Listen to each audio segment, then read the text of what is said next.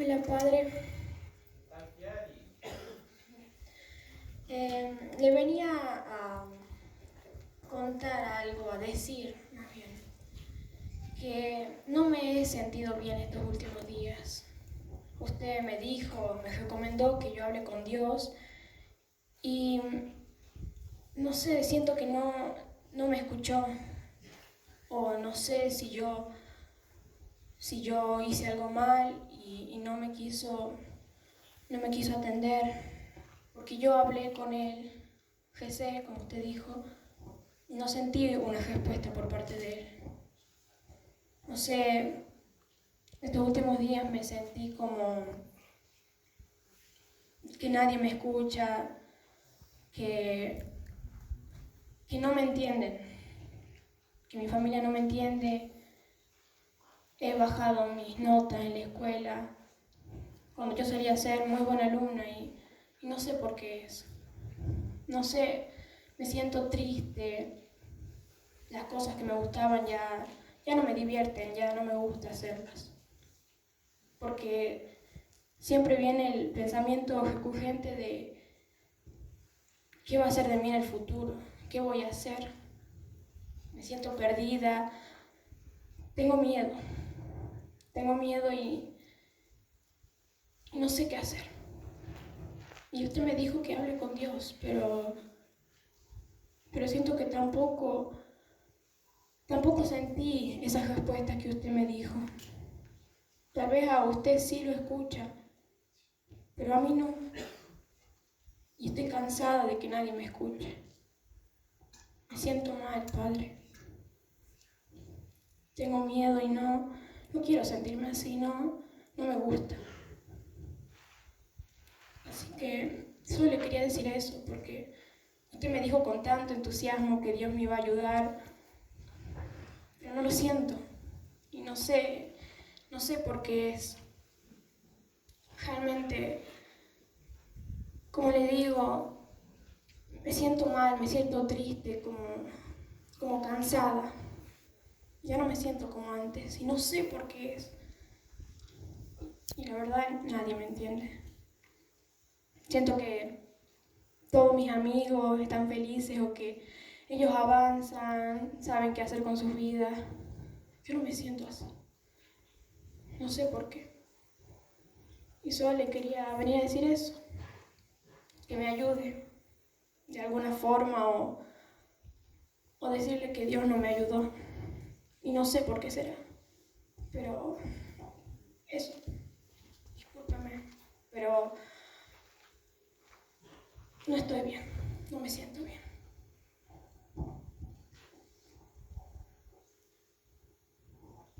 Mira, negrita, en la vida siempre se va a presentar situaciones difíciles y todos lo vivimos. Yo recuerdo una de ellas, la que más me marcó. Tenía creo que 18 años, 18, 19 años. Eh, yo soy hijo adoptivo, mis padres fueron mayores y la relación con mi mamá siempre la quise, la amé y la amo con todo mi corazón. Pero notaba que su manera de expresar sus sentimientos, su cariño, su ternura, siempre estuvieron ausentes en mi vida. Y también, como vos, un montón de veces, al ser una persona mayor, trataba de ponerle lógica, entendimiento a lo que pasaba, con lo que iba aprendiendo. Bueno, son generaciones distintas. Me tocó ser hijo de una persona grande. Mi mamá, hija de españoles que se escaparon de la guerra civil de España, donde vivieron muerte, hambre, enfermedad. Y yo siempre me preguntaba, Señor, ¿cuándo voy a sentir esa ternura y ese cariño de mamá? Fueron mis momentos difíciles de mi niñez y sobre todo mi adolescencia. Mamá tenía un problemita de salud bastante complicado, ¿sí? Sufría del corazón y venía de varios infartos, su corazón estaba muy débil. Recuerdo, yo ya estaba en el seminario y los médicos me pidieron hablar con papá y hablar conmigo para contarnos de la salud de mamá. Y sobre todo a mí se dirigía el médico diciéndome que le aconseje que se tenía que operar. Y siempre las cosas suceden para algo, ¿sí? Toda esa falta de cariño, de ternura, de cercanía, una persona muy dura, muy fría. Yo recuerdo que papá siempre le decía: Berta, querele a tu hijo, acércate, háblale con dulzura, es tu hijo. Bueno, y pasó esto de su enfermedad y pasó esto de que tenía que convencerle a ella que se tenía que operar para una mejor calidad de vida. Y llegó, se la pude convencer, ¿sí? Y cuando fue la cirugía para ponerle unas prótesis en el corazón, los médicos metieron la pata. Hubo una mala praxis médica, yo entré a la clínica con mi mamá, recuerdo y todo, esa noche jugamos las cartas antes de su cirugía y entró caminando y la terminamos sacando con un cajón de esa clínica. Pero ¿qué pasó en el lapso de la cirugía y de su muerte? Hacen la cirugía, nos ocultan que ella estaba en coma hasta que no se pudo sostener eso y nos tuvieron que decir que estaba en un coma profundo, irreversible.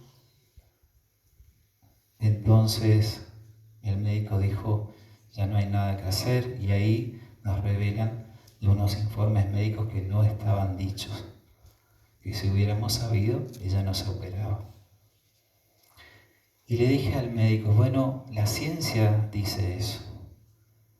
Ahora déjenme decirles a mí, ¿sí?, que para Dios nada es imposible. Hubo una junta médica, nos volvieron a decir lo mismo, que era irreversible ese coma. Mi mamá fue operada en el momento que empezó a funcionar bien el corazón, su arteria aorta estaba calcificada y el calcio, al empezar a bombear el corazón, viajó a su cabecita, y a medida que ese calcio iba viajando en la cabecita, la iba matando por partes. Quedó hemipléjica, había perdido un ojito.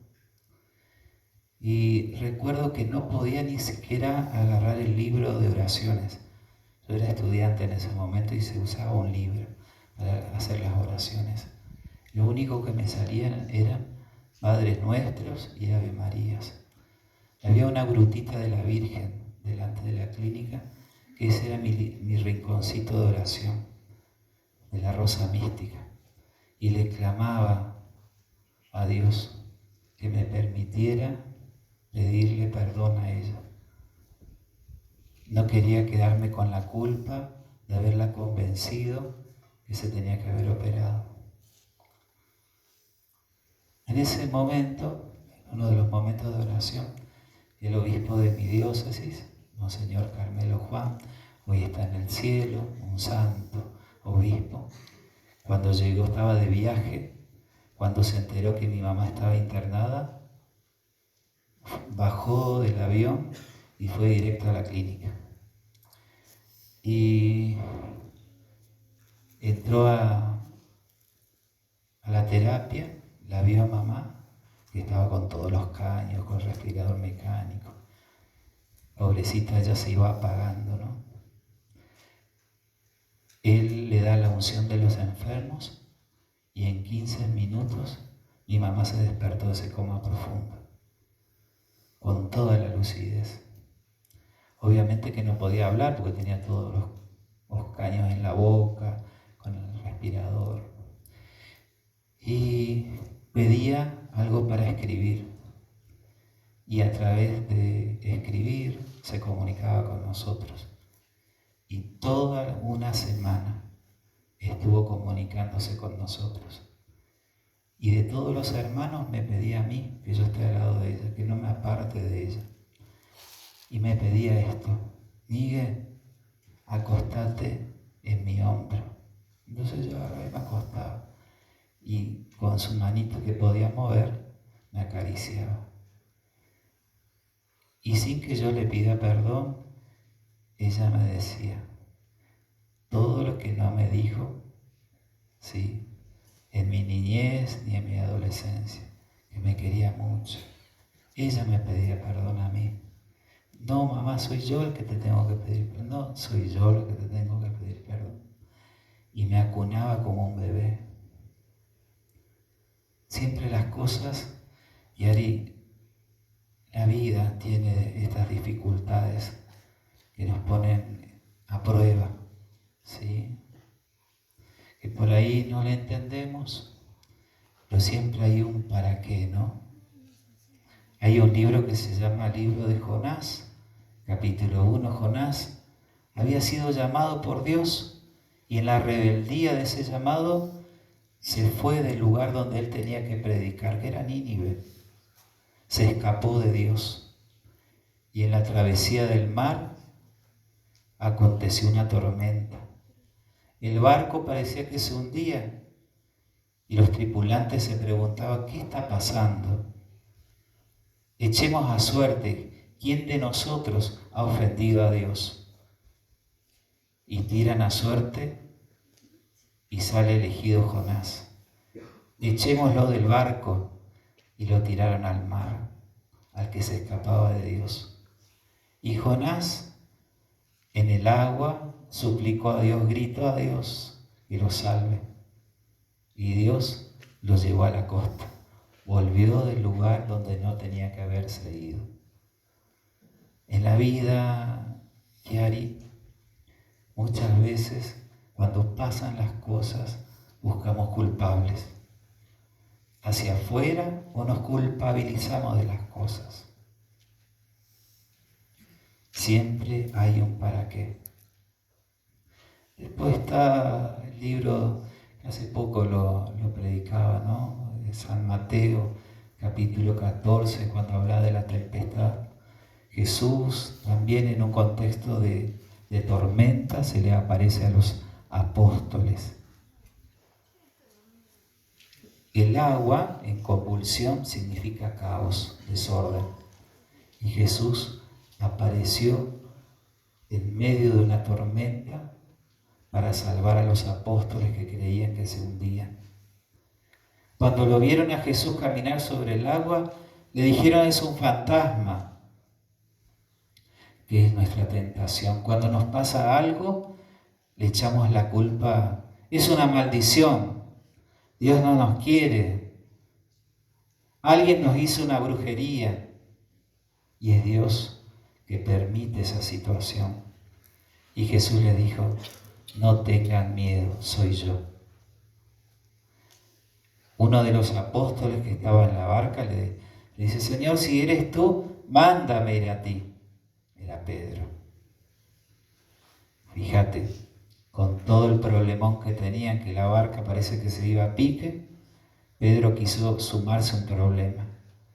Quiso él también, la única seguridad que tenía, salir de esa barca para encontrarse con Jesús en el medio de una tormenta.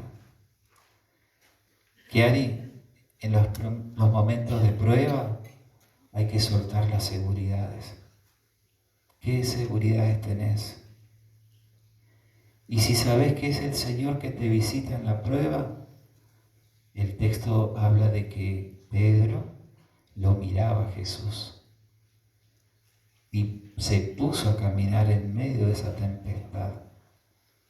Pero Pedro en un momento se distrajo y miró para un lado y miró para el otro y le dio más fuerza a esa tormenta que al mismo Dios que lo llamaba.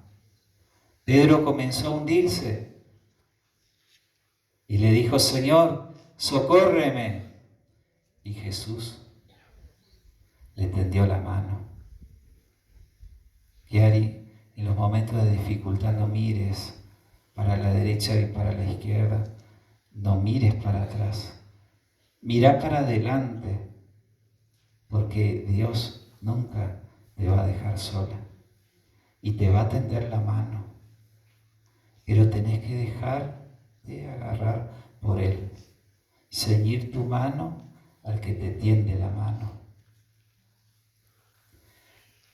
También hay otro libro de la Biblia que dice, Éxodo 14, dice, el pueblo de Israel, cuando estuvo en problemas, clamó al Señor, porque el faraón quería aniquilarlos. Salieron huyendo de Egipto y en ese huir se encontraron con un mar, un obstáculo. Y dice el libro del Éxodo, clamé al Señor y Él me escuchó. ¿Qué pasó? Se abrieron las aguas. En la vida, en estas dificultades, Dios abre las aguas. Dios es capaz de disolver nuestros obstáculos para que cumplamos un propósito que Él tiene en nuestra vida. Deja de pensar tanto y ponerle más corazón al Señor. Clamé al Señor y Él me escuchó.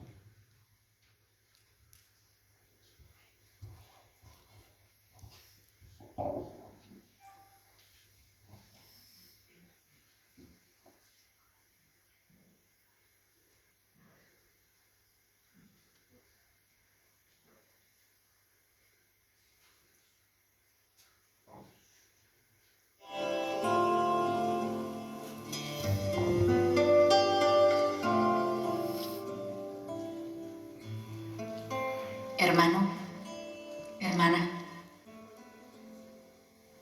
si has llegado hasta aquí, es porque estás pasando un gran dolor o sufrimiento en tu vida. El dolor es algo inevitable en nuestra condición humana, pero el sufrimiento es algo que inventamos nosotros, que creamos con nuestra reacción frente al dolor. Si huimos del dolor, generamos sufrimiento. Si nos quedamos paralizados en el dolor, también generamos sufrimiento. Si reaccionamos con rabia, ira o rechazo ante el dolor, también creamos sufrimiento y agrandamos la experiencia desagradable. Para vivir el dolor sin sufrir, como dice Jesús, hay que simplemente tomar la cruz.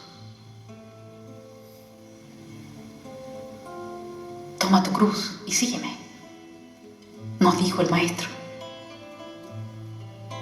Tomar la cruz sin enojarse con ella, sin despotricar contra ella, sin insultarla, sin huir de ella, sin negarla o disimularla. Hay que tomar la cruz, sostenerla, sin reaccionar y seguir caminando, seguir amando, seguir confiando, seguir a nuestro Maestro y Señor, que es camino, verdad y vida. Te invito a realizar un viaje por el Salmo 129, como un camino para liberarte de todo sufrimiento que esté paralizando tu vida.